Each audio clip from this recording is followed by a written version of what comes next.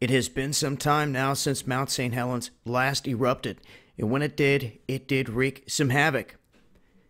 This, sitting here on the west coast of the United States, along with other volcanoes, all the way up into Alaska, the whole ring of fire here recently, seeing some activity. There has been activity in Costa Rica, in Russia. We've also seen big-time quake activity here recently along the ring of fire. Now, the Mount St. Helens has been giving off a recent swarm of quakes. What's interesting about this is anytime there's small quake activity around a volcano, you have to pay attention to what's really going on. A couple years ago in Africa, I had witnessed the same thing happening, very shallow, just a few kilometers beneath the surface, anywhere between 1 to 5. And I watched these quakes start marching in an eastern type of direction. As I scrolled to the right, I looked, and I seen that there was a volcano up ahead. And they just kept on this pattern, heading toward the volcano. So I put out the video and I said, look, if this thing gets any closer and we see anything strike the dome of this volcano, it's going to erupt. And Atreyu, I believe it was, and that's what happened. The quake hit right at the base, the next one hit right at the top, and within 20 minutes there was alerts going out that there had been an eruption of that volcano. And they ended up showing pictures of the plume from outer space, from satellite. It wasn't one that caused a lot of flight problems, so to speak, but it was picked up and noticed.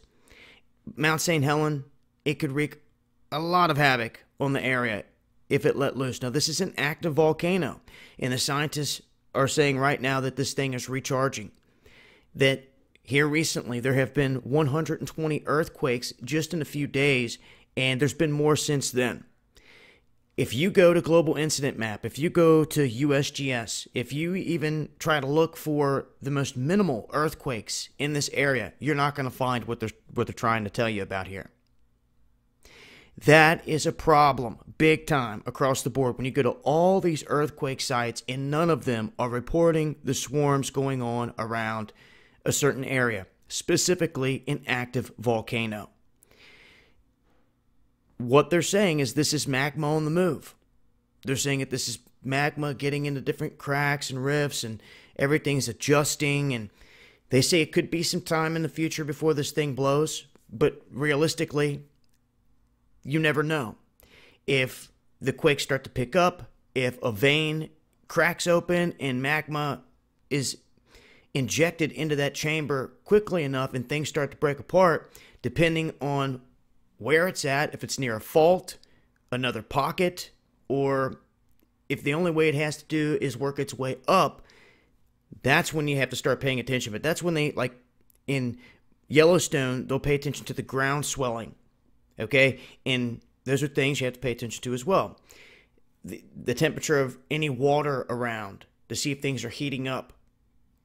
But a sure sign that there's some activity and that the volcano is active is when you start to see these quake swarms. So I wish I could zero in and show you specifically, but for some reason they want to keep that information hidden. If you go over to USGS, anywhere else, they're not listed.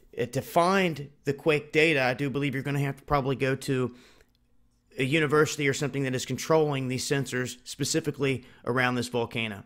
I will dig deeper into this, but I know that certain places like Yellowstone, they too will have quakes that will not register on USGS. They will have smaller swarms, but to find that exact data, you have to go to their site, to their sensors. You have to look all that up and find it. And I'm going to dig deeper here into Mount St. Helens, but I wanted to cover it and put it out there. In the meantime, let it be known that there is a swarm going on here at this location. We also just witnessed a couple decent quakes in California, coming on the heels of a rather large one hit right there off the Juan de Fuca off the coast. That coming on the heels of a big Solomon Islands earthquake. Today, Solomon Islands was hit again with a decent mid-range quake, but at the same time, we saw a 5-pointer hit in Central California. And right before that, there was a 4-pointer, and both spots swarming, and the one in the north being located right near the geysers of California. So that's a look at some of the recent activity. Wanted to put the alert out and let it be known. Mount St. Helens is showing signs of life and activity. Magma on the move.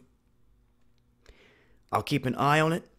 I'll leave links below. Make sure you're following me on Twitter. For anyone out there wanting to stock up on medicine before a crisis situation, also make sure to check out the Essential Drugstore. They're there if you guys need them. I'll leave links below. Until next time, this has been Dabu7. Much love, y'all.